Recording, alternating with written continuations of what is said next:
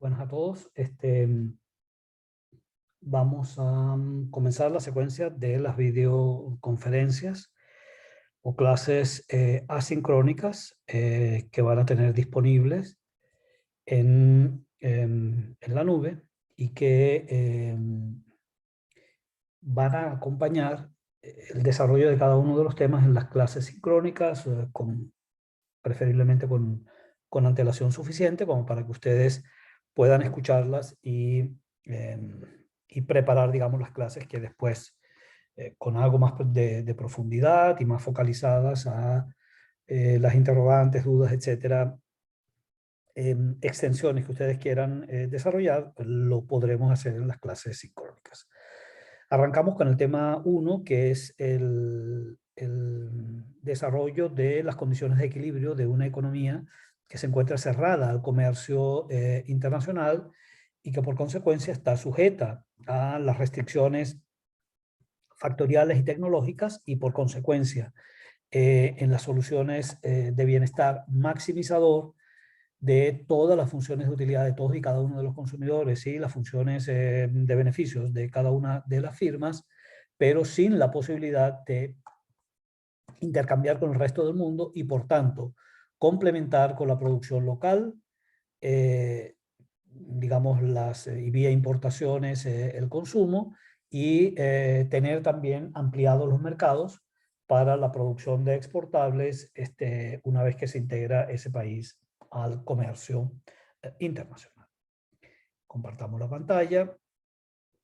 y iniciamos con un repaso rápido, mucho más rápido que en las clases sincrónicas, de las condiciones de la oferta y de la demanda para esa economía que está sin intercambio comercial o en una economía que se encuentra en autarquía. Lo primero es recordar algunas relaciones básicas desde el lado de la teoría de la producción y que inician con la comprensión de cuáles son las relaciones técnico-productivas que median entre la disponibilidad de recursos productivos, la disponibilidad de factores de producción y el desempeño que tiene la firma en términos de el output que puede alcanzar. Esa relación técnico-productiva o relación input-output la conocemos en microeconomía, en la teoría básica de la producción, como una función de producción que puede ser genéricamente representada, en el caso bifactorial, como una función cuyo argumento es el número de insumos que puede utilizar, demandar y, digamos, adquirir, bien sea por la vía de arrendamiento, bien sea por la propiedad, la cantidad de insumos que, dada la regla técnica que media entre input y output, puede alcanzarse del producto final. Esa relación técnico-productiva la podemos expresar como una sucesión de alternativos niveles de producción que, disponible cuando menos una tecnología, podemos combinar capital y trabajo, repito, en el caso de tener la función de producción más simple, después podríamos ampliarla a 3 o 4N insumos productivos, bienes intermedios, factores originarios de distintas calidades, y que por tanto enriquecerían el argumento de la función de producción. Pero digamos esa relación básica entre capital y trabajo y nivel de producción alcanzado, típicamente la representamos en forma de un mapa de isocuantas, que sería no otra cosa que la combinación total disponible de tecnologías que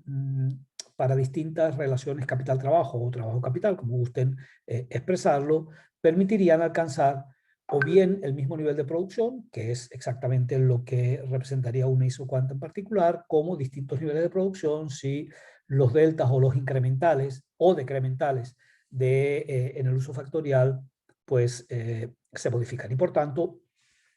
podemos representar la expansión total de la producción, digamos, del origen hacia afuera, en la medida en que aditemos factores productivos a una determinada tecnología o incluso podamos variar las tecnologías en respuesta a distintas oportunidades que los precios factoriales de mercado le otorgan a la firma. Eso, pues, típicamente lo representamos, en este caso, como una isocuanta representativa que efectivamente por dicha condición nos permitiría, a partir del conocimiento de ella, extender o derivar el conjunto de niveles de producción alternativos o mapas de isocuanta, pero aquí estamos haciendo una representación simplificada de un nivel de producción en particular, generado por la firma X, y que digamos que pertenece a una cierta industria, y que por la forma que hemos identificado la isocuanta, pues típicamente con pendiente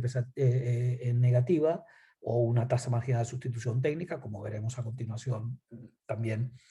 precedida de signo menos, convexa con respecto al origen, vale decir entonces con un valor absoluto de la pendiente que va decreciendo de izquierda a derecha de la isocuanta y que nos señala que cada vez para mantener el mismo nivel de producción deberíamos sacrificar una cantidad, o hay mayor resistencia a sustituir capital por mano de obra, y por consecuencia el grado de sustituibilidad factorial termina siendo, en la medida en que pasamos a técnicas más y más y más intensivas en mano de obra, cada vez siendo más refractaria la firma o la resistencia tecnológica a seguir perdiendo unidades de capital para aumentar, o se requieren, por toda unidad de capital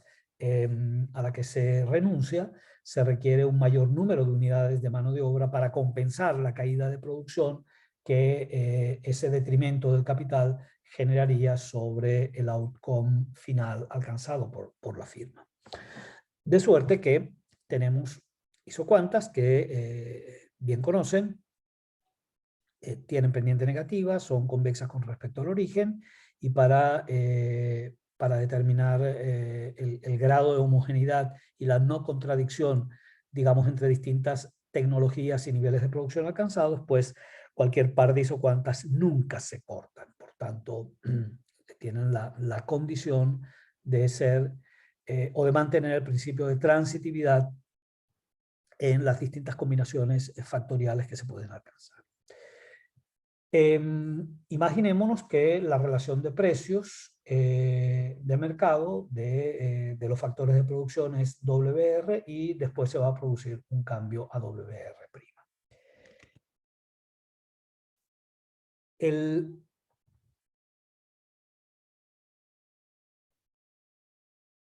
óptimo del productor, es decir, la combinación que permite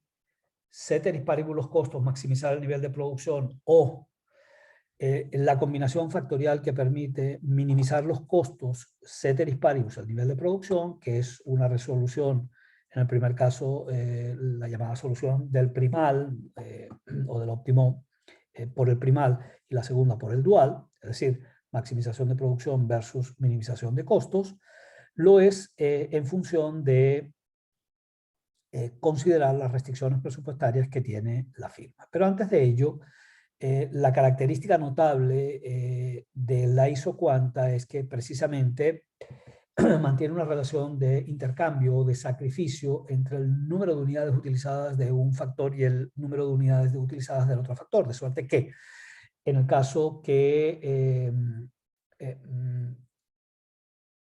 fuéramos a tecnologías, por ejemplo, más capital intensivas, y por tanto se tuviera que sacrificar unidades de mano de obra, pues esas unidades de mano de obra sacrificadas deberían ser acompañadas de incrementos en el capital, de suerte de perfectamente compensar la pérdida de producción marginal con la ganancia de producción marginal, y por tanto mantenerse sobre el mismo nivel de producción, que es lo que por definición supone un isocuanta. La medición en el límite o en el margen de ese trade-off, esa relación de intercambio entre capital y mano de obra, o viceversa, mano de obra y capital, lo conocemos como la tasa marginal de sustitución técnica, que no es otra cosa que el diferencial de K en términos de L, o desde el punto de vista geométrico no es otra cosa que el valor de la pendiente de una recta tangente que se traza en ese punto y que efectivamente nos mide en el margen la proporción de intercambio entre ambos factores productivos. Esa expresión en términos de diferenciales o de variaciones en el uso, en el límite de capital y trabajo, la podemos expresar también en términos de productividad marginal, que al final del día es lo que subyace el hecho de que la isocuanta mantiene sin modificación el nivel de producción a lo largo de ella. Y eso lo podemos expresar simplemente como la satisfacción de la condición según la cual si yo pierdo unidades de capital o si yo intercambio, si dejo de emplear capital, voy a experimentar una pérdida de producto que va a estar en función del número de unidades de capital que pierdo y la productividad marginal del capital de cada una de las unidades que pierdo. De suerte que la única posibilidad de mantener el nivel de producción, si estoy reduciendo el uso del capital, será aditando, será incorporando unidades de mano de obra que, dada su productividad marginal, deberían exactamente producir un delta Q, un aumento en la producción, que exactamente compense la caída de la producción derivada de la pérdida de producción o la pérdida de empleo de capital. Esa es la expresión que tenemos aquí escrita, de suerte que el diferencial o la variación en K, dada la productividad o ponderada por la productividad marginal, más la variación en L, en este caso al alza, también de nuevo ponderada por su productividad marginal, debería generar una variación, debería ser cero, es decir, generar una variación compensada de la producción tal que el Q se mantenga constante. Una forma alternativa y para expresar las relaciones entre las productividades marginales que en cada punto de la isocuanta se constata, podemos hacer un arreglo de esa expresión inicial, simplemente pasando el producto del diferencial de L por la productividad marginal al otro lado de la igualdad, o por supuesto con signo negativo. Después despejamos la productividad marginal del capital, pasando la de la mano de obra al otro lado de la igualdad, y entonces esto nos estará estableciendo cuáles son las productividades marginales relativas, es decir, de K en términos de L, y del otro lado de la ecuación, de la identidad, tendríamos precisamente la variación de L en términos de K, que arreglado en forma de la tasa marginal de sustitución técnica de mano de obra por capital, pues exactamente nos representaría esta relación que se constata a lo largo de toda isocuanta posible en el mapa de isocuantas y que nos dice que en ese punto la relación de sacrificio o de intercambio de capital por trabajo tiene que ser equivalente o proporcional a la relación de las productividades marginales, desde luego invertidas, es decir, del trabajo en términos del capital. Eso se da por definición en cualquier punto de la isocuanta y en cualquier isocuanta posible de todo el mapa o expresión extendida de la isocuanta representativa. Y ese es el lado de lo que queremos, desde el lado de lo que podemos, es decir, cuando le ponemos dólares o bolívares a ese ejercicio de maximización, es decir, cuando acotamos el apetito de alcanzar el máximo nivel posible de producción a lo que podemos realmente alcanzar en términos de costos, pues entonces incorporamos justamente esa restricción presupuestaria que significa los isocostes o la línea de costos, que la podemos expresar simplemente como el total de gastos efectuados en la remuneración o en la compensación a los factores productivos que contribuyen a generar ese output.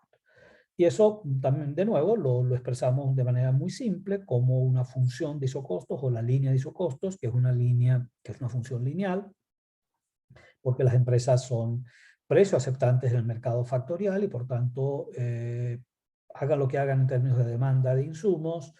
el precio final de esos insumos no variará en la medida en que la empresa, que la firma sea pequeña o sea simplemente tome como dados los precios del mercado. Esa línea de isocostes está expresada contablemente como esto, un nivel de gasto determinado de costo de producción, que lo es en términos tanto del precio unitario que tiene cada uno de los insumos productivos como del total empleado de dichos insumos. Y que donde ustedes podrían ver claramente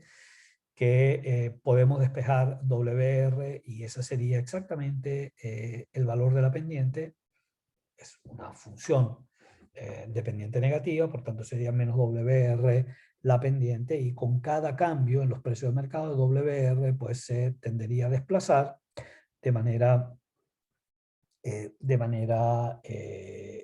no paralela, es decir, rotando, dependiendo, por supuesto, si cambian y cambian proporcionalmente los precios de los factores, pues simplemente lo que ocurriría sería un desplazamiento total de la isocoste, pero paralela, pero si cambia solo el precio de uno de los factores, pues simplemente cambia el valor de la pendiente y rotando en términos de uno de los dos ejes, los que intercepta el isocosto el eje de coordenadas, pues entonces se movería hacia una mayor pendiente si aumentara W y cayera o se mantuviera constante R, y lo contrario, si aumenta el precio del capital o se encarece el capital y se abarata o se mantiene nominalmente idéntico el precio de la mano de obra. De suerte que otra vez regresando a nuestro grafo de optimalidad en la producción, pues simplemente en este caso para unos WR como los que hemos marcado aquí, digamos, los costos totales son los mínimos posibles alcanzables para este nivel de producción, ¿okay? Y eso nos identificaría el punto E como un óptimo del productor, es decir, aquella selección de capital y de trabajo que con el mínimo posible de costos de producción nos permite obtener el máximo output posible. Es un óptimo desde el punto de vista gráfico porque además también, garantizamos las condiciones de primer y de segundo orden. En otras palabras, efectivamente, en ese punto nos garantizamos, ya lo conocen ustedes por teoría de la producción, nos garantizamos que el ingreso marginal es igual al costo marginal, condición de primer orden, y condición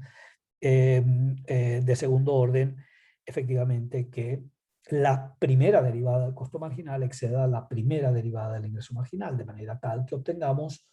un máximo o garanticemos que es ese óptimo del productor un máximo y no un pésimo. Un pésimo en términos de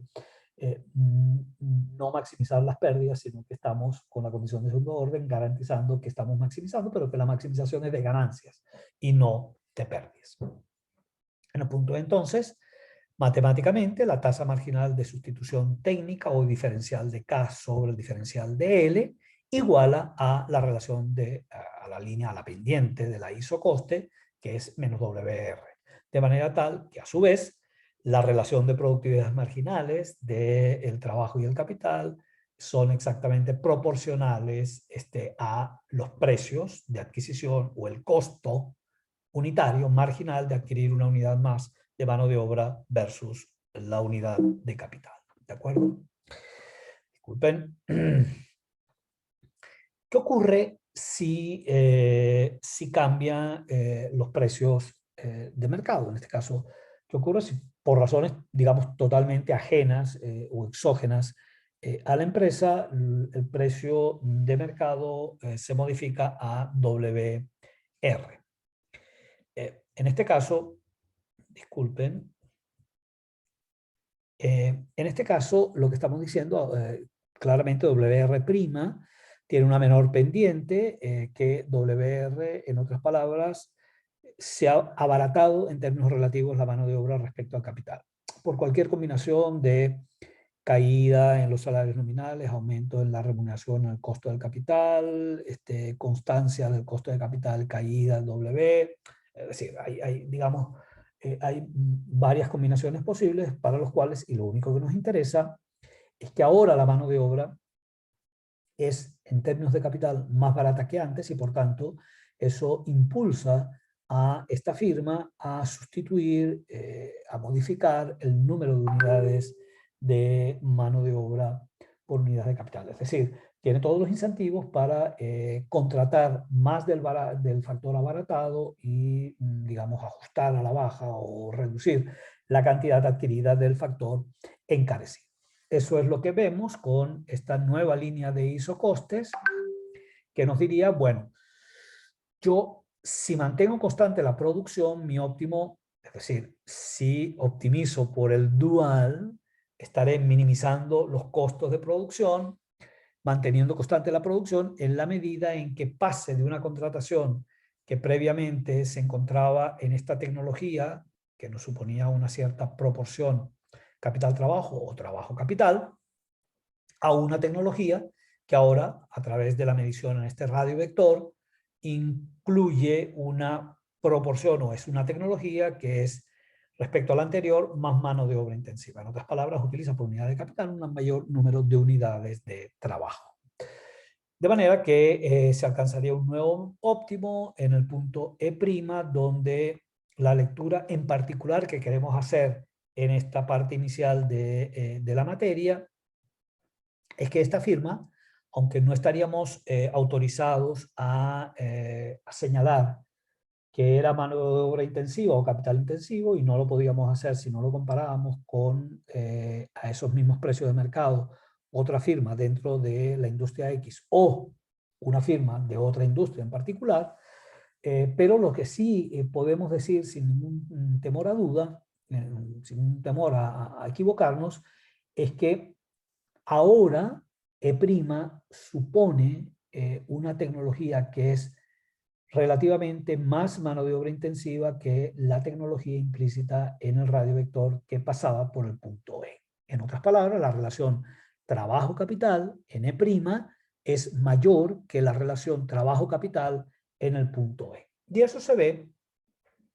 gracias a, digamos, el artilugio trigonométrico de obtener el valor de la tangente trigonométrica de este ángulo que estamos identificando aquí como ρx. Y que me dice que la tangente trigonométrica de ρx será simplemente la proporción existente entre el cateto opuesto que medimos contra este eje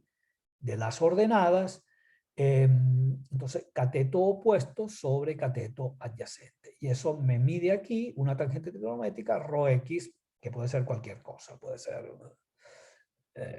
no sé, 1.5, 2, etcétera, como proporción entre el total de capital utilizado, que sería, en este caso, el total de mano de obra, lo estamos haciendo contra el ángulo complementario, mano de obra utilizada, L, base, ¿ok? O cateto opuesto, sobre la altura, ¿ok? Que sería el cateto adyacente, que nos mediría la cantidad de capital.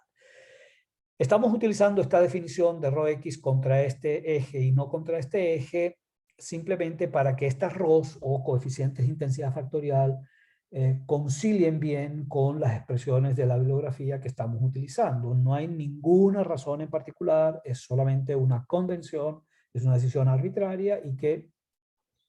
yo sigo esa denominación, esa nomenclatura de jajolidades en inglés, precisamente para que no hayan, digamos, cortocircuitos o que hayan fuentes de confusión cuando ustedes preparen sus evaluaciones por dicha bibliografía. Y lo que vemos es que la relación, una vez que se ajusta el óptimo del productor de E a E' y que por tanto ahora pasa a tener una tecnología expresada en este radio vector y pasa a tener una tangente trigonométrica como ρ'x o ρx', lo que vemos es que este valor de la tangente trigonométrica de ρx' es mayor que ρx. Eso lo que nos indica es que LK' es mayor que LK original y que por tanto desde E a E' pasamos de una LK más baja a una LK más alta. Si esta firma es capital intensiva, ahora es menos capital intensiva. Si esta firma ya era mano de obra intensiva, ahora intensifica su relación LK, es decir, se vuelve más mano de obra intensiva que antes. ¿De acuerdo? Vamos a cerrar aquí nuestra primera clase. Vamos a hacer clases de 25 a 30 minutos, que es, digamos, que es un tiempo que me parece